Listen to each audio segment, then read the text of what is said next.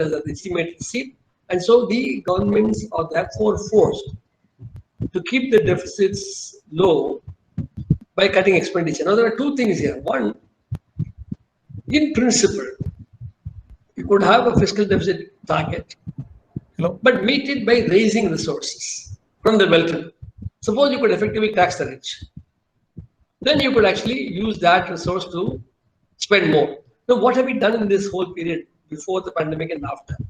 Between August 2019 and March 2020, when the budgets came, the government of India provided a number of tax concessions to the rich. First, to the international portfolio investors, 10,000 crores tax concession, then 50,000 crores for export subsidy, 20,000 crores for housing and real estate, followed by a massive 1.5 lakh crore tax concession for the corporate sector when it reduced the corporate tax rate to a flat 22%. So roughly about 2.15 lakh crores were given away to the corporate sector prior to the budget. Then in the budget, the government of India reduced direct taxes to the extent of 65,000 crores.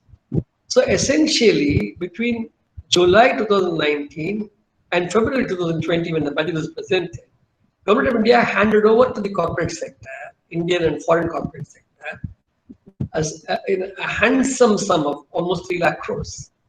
And so in the union budget of 2020, the government of India tried to manage the fiscal deficit by what?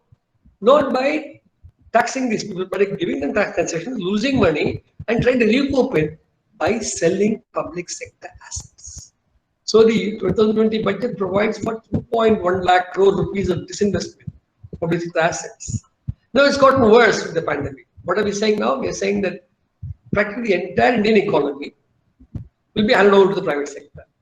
There will be public sector units only in a few select areas. Even there, there will be only 1 out of 4. That in every sector, there will be private sector, but public sector will be confined to a handful of sectors. And even in the sectors where we allow public sector to happen, it will be 1 out of 4 enterprises. This is a complete reversal of where we started.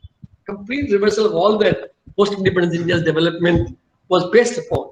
And it is happening at a time when the rest of the world, following the pandemic, and even prior to that, the global economic crisis and the spat in the US and China and so on, when the whole world is considering some limited extent of deglobalization, restoration of the economic sovereignty of the nation state, building more self-reliant economies, we talk self-reliance in that unpronounceable Hindi term, Atmanirbhar. But we do the exact opposite. We open up defense sector to foreign capital. We open up mining, coal, everything. Every single mining is opened up to the foreign capitalists. And we said this is self-reliance. They don't understand. This is how can this be self-reliance? So, the reason we face a huge crisis on the fiscal deficit is quite simply because the fiscal deficit rises, foreign capital will leave. And if foreign capital leaves, you've got a crash on your rupee. And this happens because over the liberalization period, your imports have consistently exceeded exports. So huge forex deficit. So you're desperate to have foreign capital coming all the time. This is the underlying structural crisis of the economy. Exactly what it was in 1991 when they said fiscal crisis, forex crisis. Same thing, fiscal crisis, forex crisis. On top of that, a pandemic. So tough times and all the marginalized sections will of course always suffer more, and that's true for women as well. Let's hope that people, mass of working people, learn the lessons from this very bitter experience and turn to organizing themselves in a meaningful way, try and arrive at an alternative set of policies. Thank you.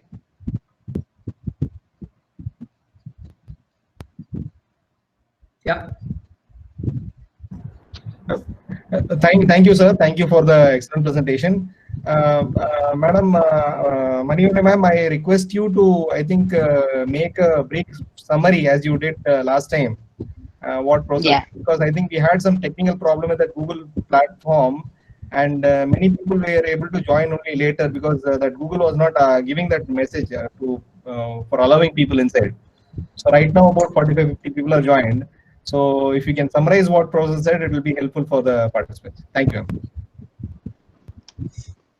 Yeah, I should do, but sir, attending these people, no, they kept messaging me, so I had to respond to them, etc. So I request Professor to briefly summarize, sir. Yeah. Okay. Please, sir. English. Sir, English will be better. Yeah. Okay, quickly. No, what I said was, first of all, that the pandemic hit us at a time when the economy was already declining rapidly in the, roughly from late 2018-19 through 2020. The pandemic was an additionality to a crisis that already existed. The economy had slowed down, but more important than the growth rate, there were three important issues facing the Indian people. One was the agrarian crisis.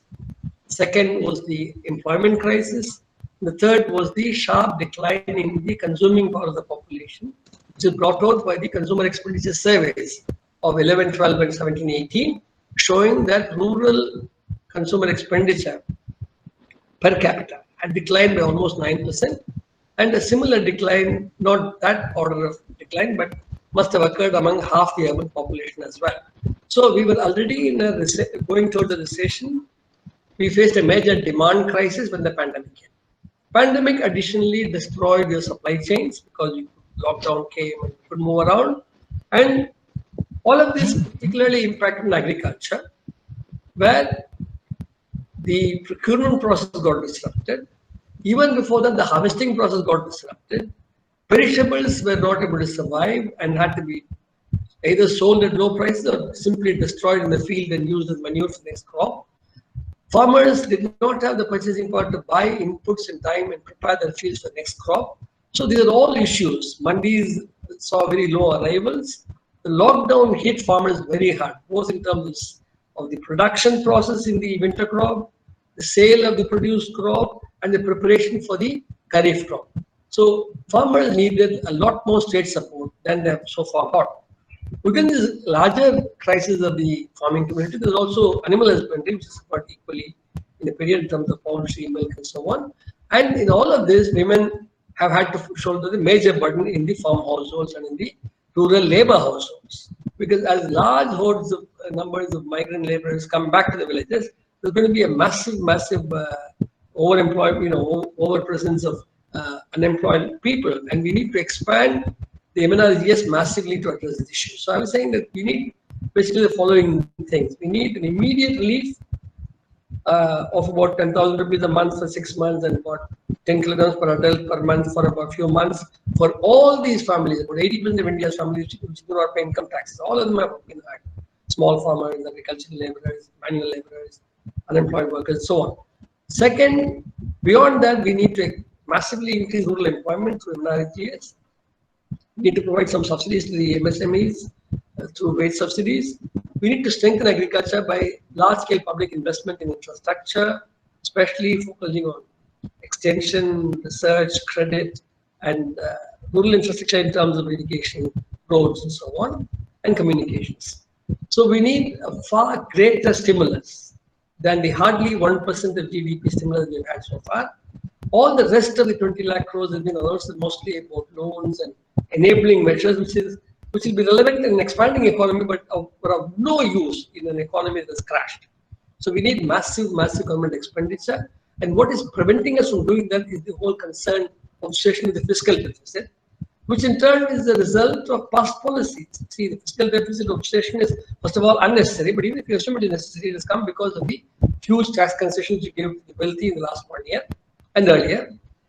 And the fiscal deficit becomes a problem for you because you have a trade liberalization over 30 years, which has meant a huge gap between your imports and exports. Imports being far greater than exports, so you're desperate for foreign exchange. Now, these basic structural issues have to be addressed in the medium term. Today, it is a time for relief, and within this larger agrarian crisis, gender is especially important because in the pandemic and the lockdown period that followed, women have had to face not only economic burdens in terms of managing households with practically zero incomes, they also had to face huge social and personal issues of domestic violence, of having to deal with caregiving, and I'm having to manage, if I may say so, if the men won't get offended, drunken husbands. So this is a serious issue that we men have to really recognize that we have a big role to play in changing these matters. So I think that's where we stand. I'm afraid that the government of India's response has been very inadequate. This is my view.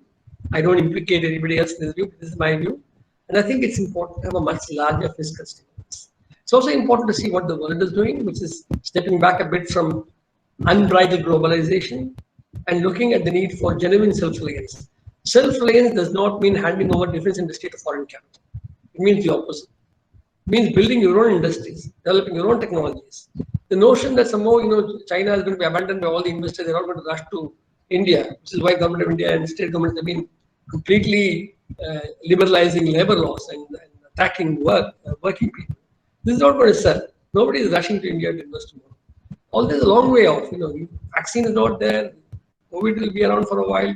So we need to really genuinely go in for a working people centered, domestic market centered, self-reliant development.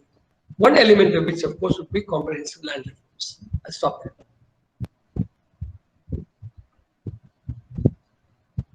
Was that all right, Prasanna? Summary enough? Yes, sir. Thank you, sir. Thank you. Yeah. Thank you. Thank you, sir. Thank you very much, sir. And so there were some technical problems, sir. I think now there are around 45 participants, and they kept saying that they were not able to. And could you see the chat boxes are there? I mean, chats are there, and then questions are also there. Yeah, no, I was actually. Shall I read, sir? Shall I read the question? Yeah, you can read it. Yeah, sure. Please do. Yeah. Yeah. So first is, what will be the impact of COVID-19 on women's savings capacity? Yeah. Okay. In fact, you will see. I don't know if you saw the papers a couple of days ago that the collector had to intervene to tell some microfinance institutions in, I think it was Pudukot, stop harassing the women for collection of dues. So obviously the collapse of whatever limited collective self-employment there was for women through these groups, that has taken a beating now because of the collapse of purchasing power, and of course because of the lockdown restrictions that make it very difficult to transport goods and services for sale. So I think even at the most simple levels of with limited local women's groups, they'll find it very difficult to sustain their group marketing activities and group production activities. So we need a lot of state support for them, much more. In fact, I think we should now think in terms of how many of the government programs, which involve purchase of grain and cereals and other vegetables and so on, many other elements, like there are similar programs outside of Noon Meal and ICDS also, whether they can be increasingly met by local women's groups in the coming period as a source of additional demand for them. Because demand has collapsed and it's going to take a while to revive. And the state government of India is not spending much money. So state governments can try and provide more of a market for these groups. And credit will be very, very important. Credit provision by the state as opposed to leaving it to the so-called microfinance entities, which have turned out to be quite almost as bad as the usurious money lenders of the past.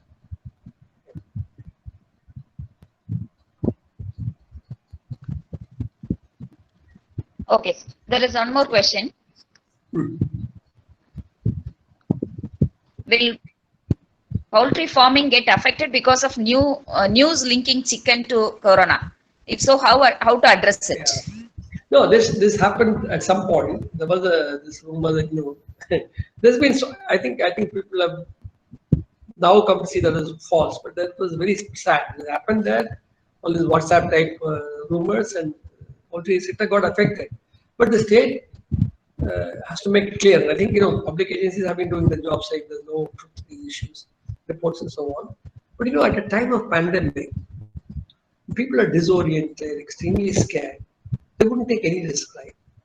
So I mean, it has to change. We have to really powerfully convey that chicken, poultry is not an issue at all as far as COVID pandemic is concerned. And, our country, we have such an obscurantist culture, and then we have all these zealous WhatsAppers who have been, sometimes hired by a very backward-looking political formation to spread all sorts of rumors against non-vegetarian food. That also is a factor in our setting, unfortunately. Yeah. I'm not being polite, I'm talking about politics behind this demonization of meat. Started with demonization of beef, now become demonization of all meat. So this whole, Brahminical ideology creeping in here is not a good thing for us. We need to fight that. We need to put some rationality in the public.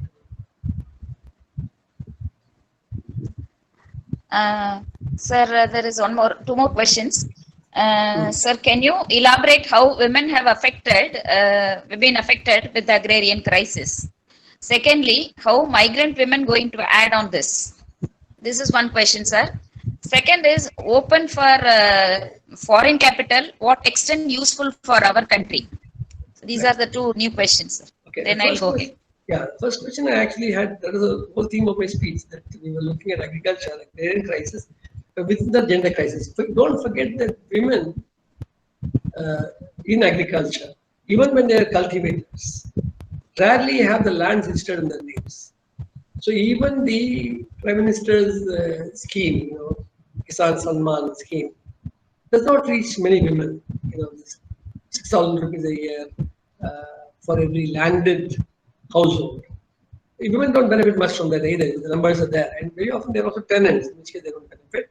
Even in the case of farmer suicide, the woman was such a difficult thing to get the title change women, and so in general, even prior to the pandemic, women were disadvantaged, and the pandemic and the lockdown does additionally restrict women's access to the sources, even as it increases the burden of work that they have to shoulder in their households. And we discussed this over the entire lecture, but maybe the person had come in late and had missed it. The agrarian crisis obviously affects women because women are the ones who are significant in agriculture, both as cultivators and as laborers, and also because they have to manage the farm households. Survival, the whole economic management of farm households, at the end of the day, falls heavily on women. All the care for all the unpaid labor of the farm household is performed. Look, I'm not saying men don't perform unpaid labor, they also perform unpaid labor, but a lot of the unpaid labor is performed by women. So, in that sense, a situation where a much lower average income has to be spread over the family provides, great stress and challenge for the women, additionally to normal times. And we need to keep that in mind. On the other question was, the other question? Two questions you had. This was on women. The other one was? Oh, foreign capital, yes. You see, this is the irony that if you talk about self-reliance on the one hand, and on the other hand, you say that we will invite foreign capital into the defense industry, into all sectors, when in fact they don't reciprocally do so. Most countries don't let you come and run their defense industries. This is completely contradictory. The notion of self-reliance and the notion of complete privatization of the economy are directly contradictory. Historically, self-reliance in India has been a major achievement of the public sector, not of the private sector. Even today, our private sector is largely imitative private sector. It doesn't innovate, it doesn't invent, it doesn't lead in technology terms. Even today, with all the hurdles placed in its way, including in terms of access to technology, it's BSNL which managed to provide communications to the last mile to the countryside. And this whole systematic destruction of the public sector enterprises that has been taking place over the last, I would say, over the entire neoliberal period, but especially over the last 6-7 years. This is the major threat to India's self-reliance. And the policies announced recently will actually make it worse. They will not contribute to self-reliance. We need to reverse these policies.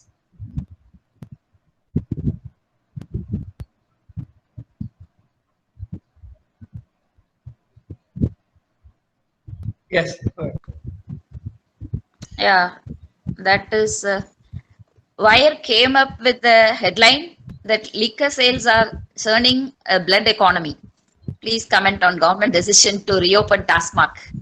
Yeah, personally, I was against that decision because I think it's especially bad in the situation of increasing domestic violence. But I think one should also put this in perspective. You must also simultaneously recognize the extent to which state finances have been greatly damaged by the collapse in GST revenues, the collapse in tax revenues, and by the unilateral actions of the government of India. You see, 2-3 years ago, when this, in the last 3-4 years, a few things have destroyed state finances. One is demonetization, which has killed the informal sector. That is where the state government gets a lot of the revenue from. Massive blow to state government revenues. Second was the GST. It's badly designed, badly implemented, hurriedly implemented, which has taken away the power of the state government to tax commodities. Today, the state government can only tax liquor and tobacco, and they can impose sales taxes on petrol and diesel. So you've reduced the states to practically, powerless entities which can only tax liquor. So your force is on them. So I would say that just blaming the state government alone will not be enough. The larger fiscal framework has to be modified, substantially modified. State governments must have greater powers of taxation. The GST issue has to be revisited and reworked. The irony is, state governments agreed to give up their power to tax on the assumption of compensation being paid by the government of India. Today, that compensation is not being paid. So, people should not, this is like the wire, should not discuss in isolation these issues. I mean, clearly the government of India is centrally responsible for the fiscal mess the states are facing. States have actually made a great effort to increase their own tax revenue. Kerala and Tamil Nadu, they have made efforts to increase their own tax revenue. But I would agree that even the state governments, there is a lot of scope for raising non-tax revenues. For example, how do you price natural resources, your blue stone quarries, and so on. So certainly, state governments can improve the tax collection and resource mobilization efforts. And certainly, I think the opening up of TASMAC at a time like this was hardly warranted when things are really bleak. So I think this was wrong. But I think I can understand where the pressure for the decision came from. So one needs to put this in some perspective without justifying the decision. There is one more question, sir. Do you think the CSR programs of corporates will continue as before in post-COVID-19? You see, the CSR programs, traditionally there were 2% of net profits or so was supposed to be given to CSR. It is not clear whether the contribution to a very peculiar fund, a newly created fund, PM CARES fund. This is not apparently not a public trust, not under the RTI and so on. And already there's a Prime Minister's Relief Fund that exists. Anyway, this provision to contribute to the PM CARES fund might be an additionality to the 2%. It will definitely not continue after this. I don't think so at all. And I think also that the fact that the state governments have not been entitled to have a similar provision for corporates contributing to the Chief Minister's Relief Fund is unfortunate. Corporates in our country, I'm sorry to say this, but large corporates in our country have very limited concern for the larger society that we are part of. They may make statements in a period of crisis, but their actions on the ground, whether it is the corporate hospitals, which are seeing in action now, or other corporate entities over time, has not been particularly convincing vis-a-vis the commitment to the organization of this country. This is a system, a system driven by profits. Right? If we expect a system driven by profit to deliver good to the people, then you've got a problem. So at the end of the day, I think we have to think in terms of eventually reaching a social system that doesn't depend primarily on profits. Profits may still be important as a motivation, but there have to be other values and other considerations that come into economic management. There is one question. Now, a couple of questions, sir. How agrarian crisis will affect caste notion after pandemic? This is one thing. Another question: what could be the implications of investors being allowed to buy agricultural lands for non-agrarian purposes, non-agricultural purposes, as announced by the state government yesterday? Okay, I've not seen the announcement, so I can't really comment on that without reading the details.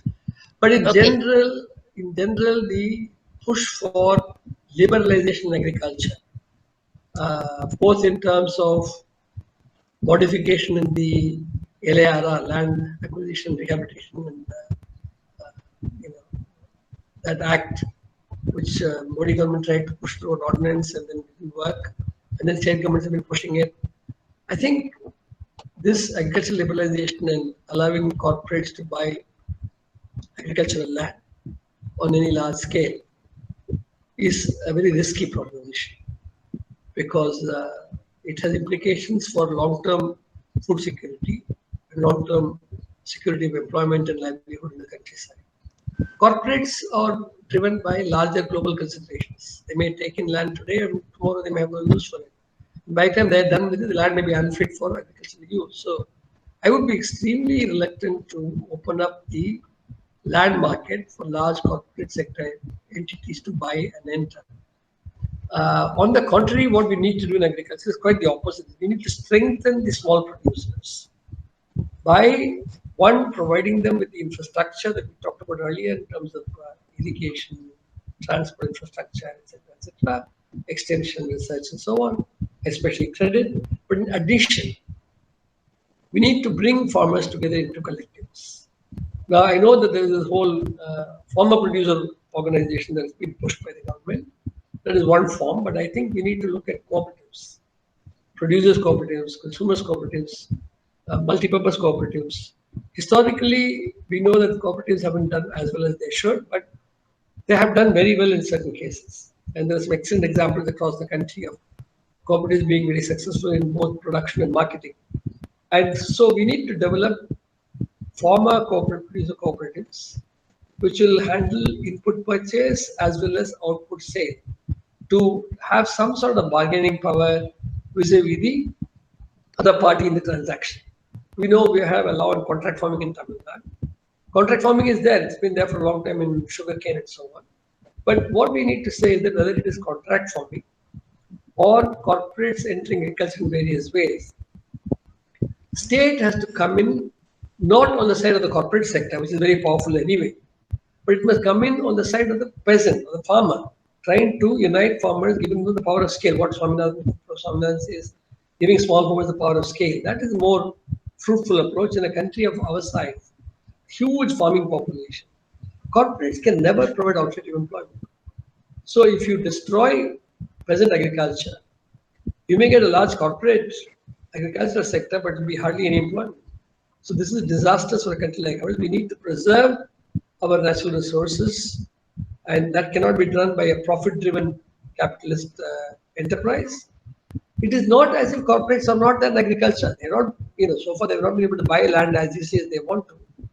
But they have been there providing inputs, right? If you take even for example, even in Tamil Nadu paddy cultivation, which is a relatively, safe zone for farmers.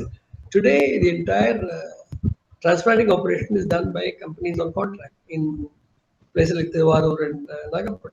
So it's not as if corporates have not entered the agrarian economy. They've entered in a big way.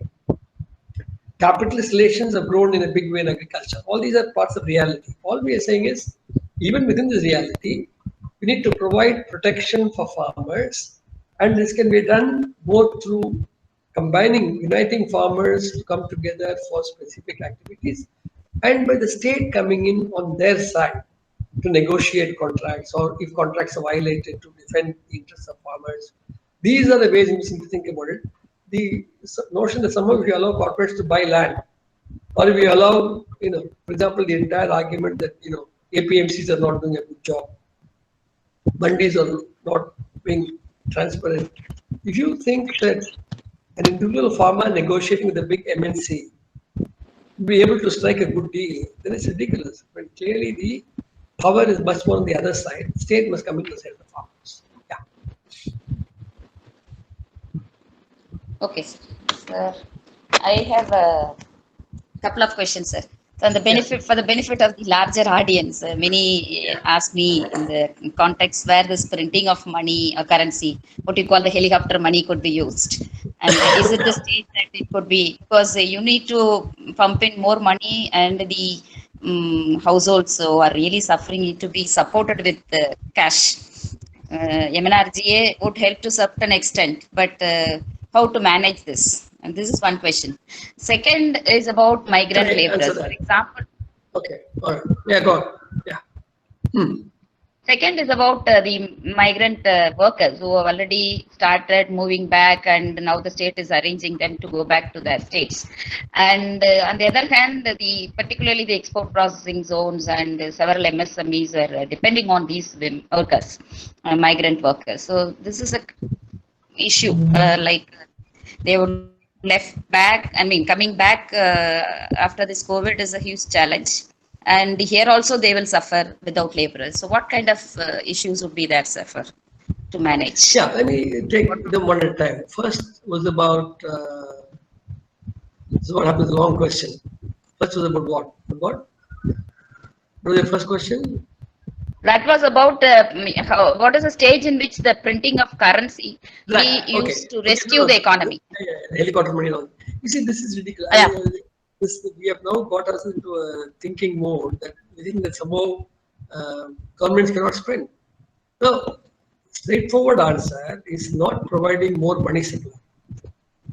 People just don't pick up helicopter money and spend, or just Yeah. this talk about a basic income. No, what is needed now is that the state must undertake expenditure, direct expenditure programs in the countryside. There's a great need for it. See, for example, rural infrastructure is very poor, right? Now, why can't we press MNRGS to serve the needs of rural infrastructure creation? Likewise, in urban areas, town panchayats or municipalities, they're so extremely lacking in infrastructure, basic infrastructure. Today, if you want to expand the access to public health, you need to build facilities, right? You need to build public sector health facilities. Who's going to build them? So why can't we provide massive employment in creation of rural and urban infrastructure that relates to ordinary people's needs, not international airports, not something fancy for the very rich, but practical day-to-day requirements like storage facilities, roads, expanding irrigation, building buildings for ICDS only, and all sorts of government programs that exist. I think there's a great deal of scope there for increasing public employment there. That it is a simple question of the government of India borrowing from the RBI, or printing money makes no difference, but not dropping it from a helicopter, spending it on employment programs. Because after all, there's a resource there, the human resource is there. Use it, create infrastructure. Don't just throw money. And so this helicopter money and all that is just rubbish. A lot of this modern monetary theory going around, which is also not quite applicable here. We really need direct government spending, fiscal spending is what India needs very badly. The one way to do it, and I can understand that there's some concern about the capability of government. I don't think it should be centralized. Central government ought to take the money from the RBI and give it to the state governments. The state governments ought to involve elected local bodies in the execution of these programs. Now, look at the difference in performance of Kerala vis-a-vis the other states. The involvement of local bodies, elected local bodies, has been critical to how Kerala has dealt with COVID-19, critical to how Kerala dealt with Nipah. It has been critical to all of Kerala's successful development programs. So, the Kerala model is important in more ways than one, in terms of not just land reforms, which I did much earlier, but also in terms of popular participation, self-governing local bodies. Look at Tamil Nadu. I mean, what has happened to our local bodies? They either don't exist for a long period of time, or when they exist, they are basically not given any powers to do anything. So we need a situation where there is massive decentralization from center to the states to the elected local bodies, and there is a massive transmission of funds, functionaries, and functions to elected local bodies from the union government level. That's the direction to go. So we need to spend a lot more, but we don't want Delhi to be spending it. We want state governments, and we don't want to stop at state government. We want spending for people done through local bodies and people's participation so that it can be questioned, it can be checked, there can be some monitoring. So a democratic, decentralized model of public spending is what we need. That's the answer to the first question. The second question was on migrant labor going back. You see, You have seen reports that some employers were willing to fly planes to get migrant labor back. See, you had the example in Bangalore where the government said we'll arrange trains for you to go back. Next day, construction industry bosses said, we want workers here. We want bonded and slave labor here. So they won't go home. We'll cancel the train. So, it's as if we're going back to 1830s, before the Industrial Revolution. We are allowing people to be captured and enslaved. And we want them to work for 12 hours. Now, I don't think that migrant workers are rushing back. That will take some time. They're desperate, certainly.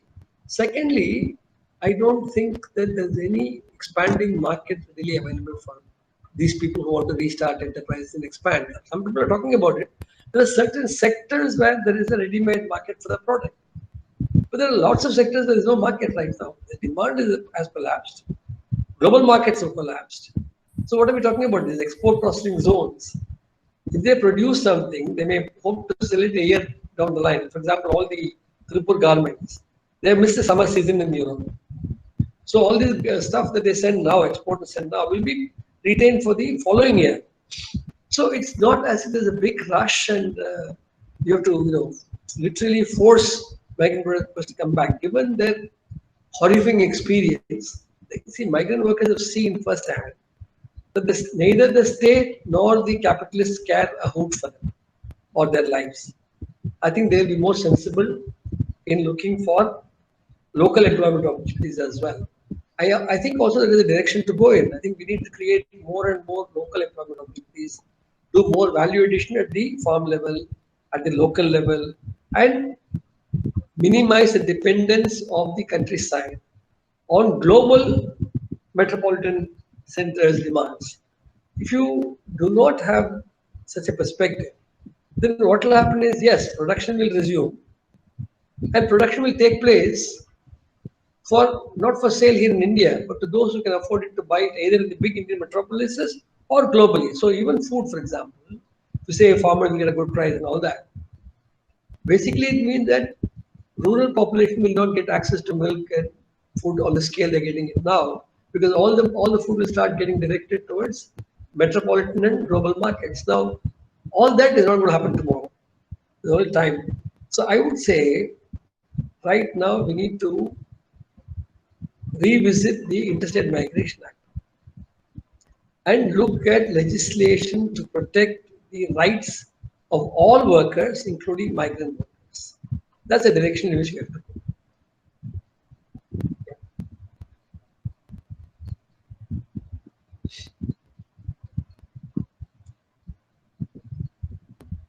Any other questions? I'm exceeding your time.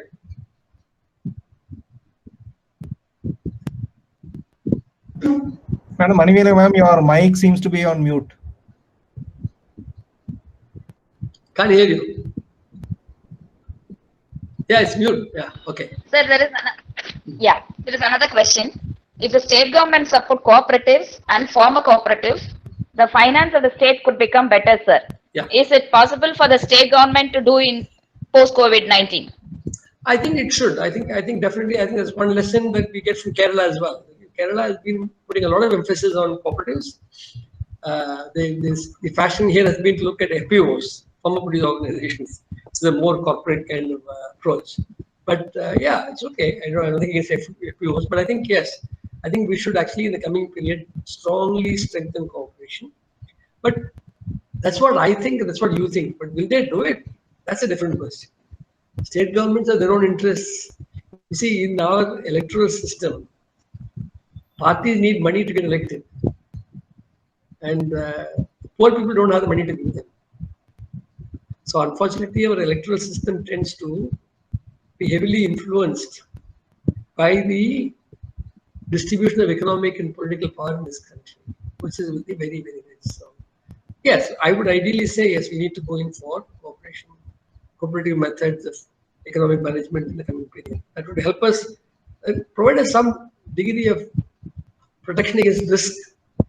I'm not saying we should only do this. We should also have large-scale industries, and we should also trade internationally. All of that is fine, but we need to provide some degree of economic self-reliance at the state level. Don't forget, The state like Tamil Nadu has a population of 8 crores. This is as large as Germany, France, or Britain. So Tamil Nadu has every right to essentially have its own autonomous economy, its own autonomous polity as part of a union of states. India was meant to be a union of states. Now states are being decimated and all power is being centralized at the union level. And therefore, in that context, I would strongly support the growth of cooperatives with the help of the state government. Yeah.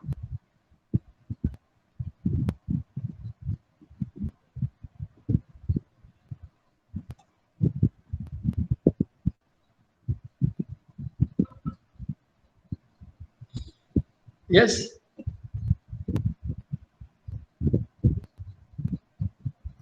Mute. unmute பண்ணிங்க.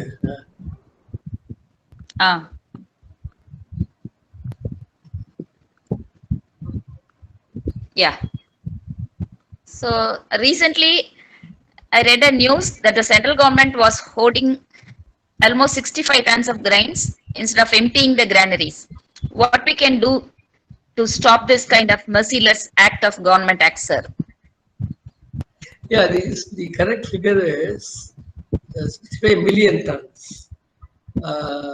There's been some explanation from the FCA that not all of this has been spoiled or anything, but that there's a transit, the accounting in terms of food grains having been procured but not yet credited to the mandis and so on. So, but whatever it is, it's clear that at the time of the pandemic, the FCA had in its godowns roughly 7.5 crore tons of food. So there was absolutely no problem in leasing these stocks. They're 3 times the normal requirement at the time. We have a certain norm which will vary from season to season, and this is the season when grain starts coming into the mandis at the end of the winter harvest. So this is a time when the stocks with the FCA can be much lower than they are. So FCA could have easily released 2/3 of its stock. And if you could have reached it to the migrants and to other people across the country.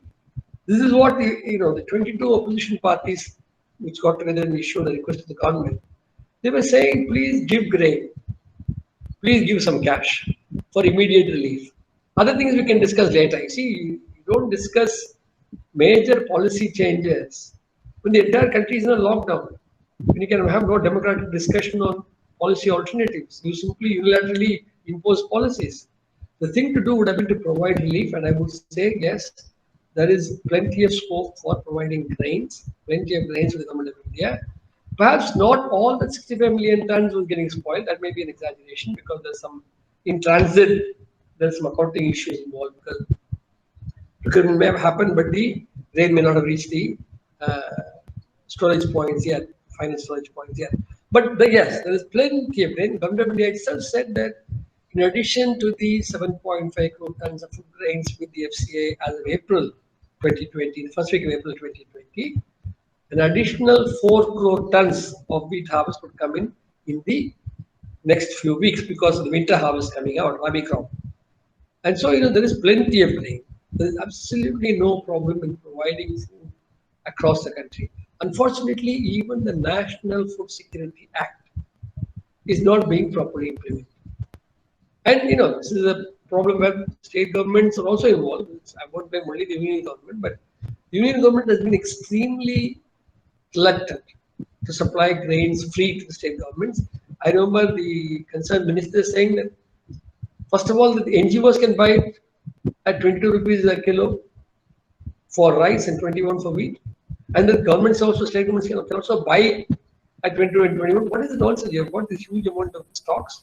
They're getting wasted. You want the government to buy it at these prices, and then you say, "Oh, we'll use it for hand sanitizers." We can't think of a more callous, more horrifying attitude than that. But since then, there's been some pressure to supply grain to the states. Some of that is happening. Not enough, but some happening. Yeah. Yeah.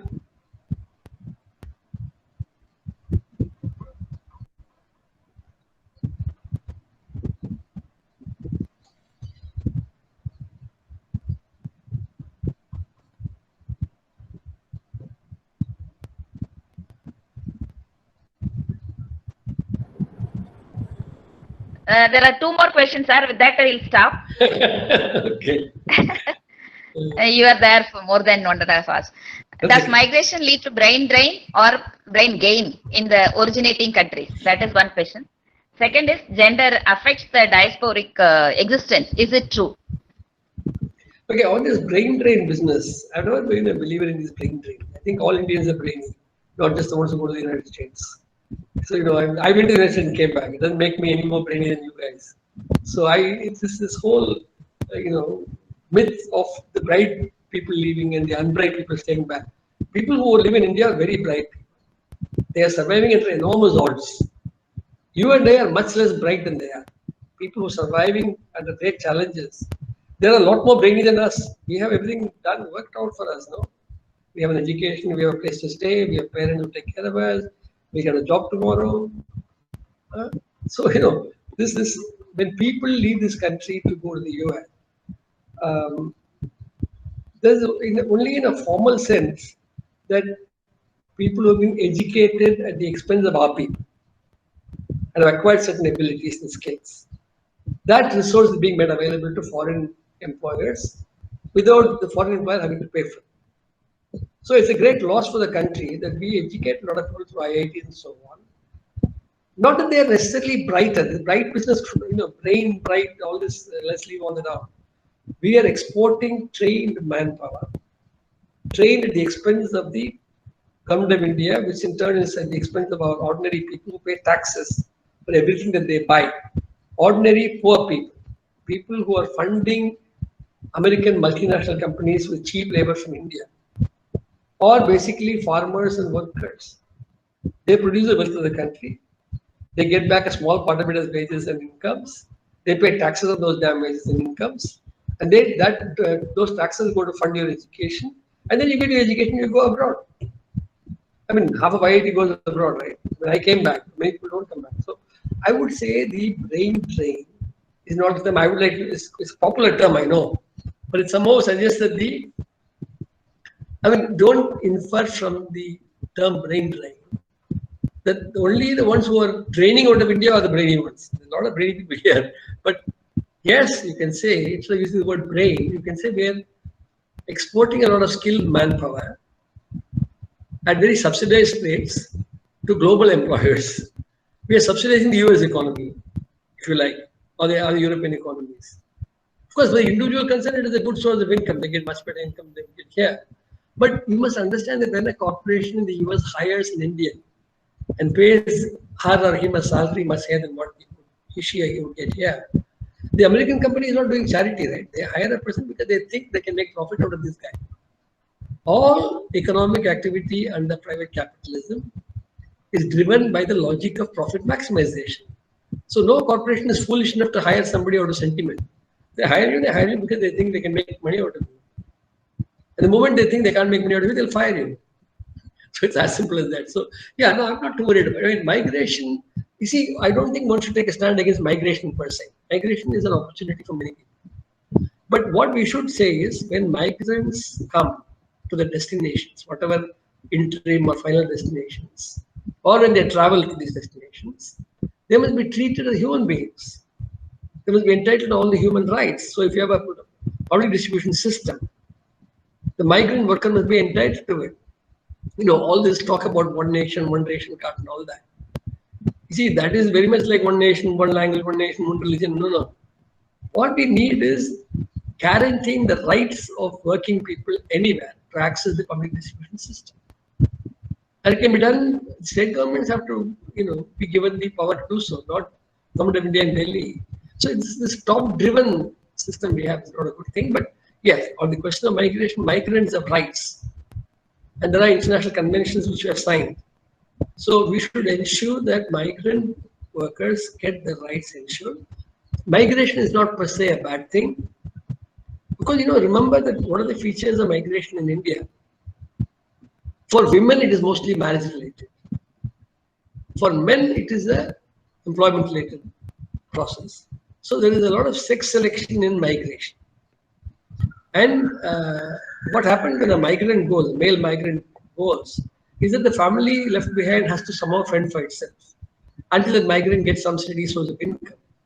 So what the state needs to address is that when the migrant leaves the town, the village and goes elsewhere, do we make sure that the family is taken care of? Do you have any mechanism for taking care of the family? Because ultimately the migrant will send remittances to the village. I mean, imagine migrants in India who have gone abroad have been extremely important in helping you balance the payments. You have all these poor, carpenters and fitters and welders from Kerala and Tamil Nadu and now other states also hadn't gone to the Middle East and sent home all the remittances. Your balance of payments would have been in tatters long ago because the rich here only consume foreign goods. They don't create any export value. So your exports are the result of your working people working hard here. Your inward remittances come from working people living abroad and sending money home to their parents. So all this contribution to the economy comes from working people, whether domestic or migrant. And so, migration is something that is potentially valuable for us. Kerala is a state which has benefited substantially from migration, all their nurses and paraprofessionals. And, those countries are willing also to then help in a time of crisis. All the government of India did not allow them permission to help 2 years ago when the floods came. But yes, in principle, I would say migration is something that you shouldn't discourage. And the rights of migrants should be protected.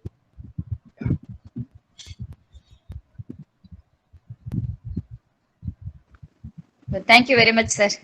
Thank I you. think there are a lot of comments. The session was very useful for the participants. They expressed their concerns that they were not able to fully participate. But you have done justice by interacting more than the time taken for presentation.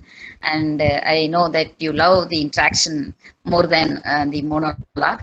And it had happened here in this. So I think there is a formal vote of thanks. Dr. Shubha will do. And anyway, I thank you, sir, for sparing such a long time, almost 2 hours you were sitting and presenting the macro scenario in the COVID context, and also suggested the practical policy to be followed, particularly focusing on fiscal measures and granting on the workers' rights and effective or efficient administration of the energy and other such programs. Or you did present about the gender issues, gender concerns of the entire discourse you have done. So thank you very much, sir, once again for being with us. And I request now Dr. Shubha to propose the formal vote of thanks. Yes. Thank you all for the opportunity. Do I get to see Subha at all? Yes, yes. Where are you? I'm at home, Professor. Good morning. Well, I didn't see you, no. You're not on the screen. You're hiding. She is hiding. She's hiding, yes. Shubha is there. Okay. I know. I'm Yes, trying to see. that's Shubha. There it is. I Good know. morning. I'm trying to open the screen. Yeah. Yes. Don't see, doesn't matter. Okay. On behalf of Department of Human Studies and Beck Paradasan University, and we all the webinar participants and the other friends and other department colleagues and staff, we thank your very deepest and in-depth session, particularly multidimensional context of agrarian crisis under COVID situation. Thank you, Professor. Thank you so much. Thank you, sir. It was a very I'm useful exiting now. session. Thank you very much. Thank you, sir. Sumati, Dr. thank Prasanna? you. Dr. Prasanna is there too. Yes, madam. Yes, ma'am. Okay, so I once again thank Professor Atreya sir for having made this session very lively and an elaborate presentation come discussion about 2 hours. So I think we'll have to split this video into 3 or 4 parts so that everyone is able to easily access it. And thank you, sir. It will be very useful for even for the coming MOOCs course discussion. Thank you, sir. Thank you. Bye.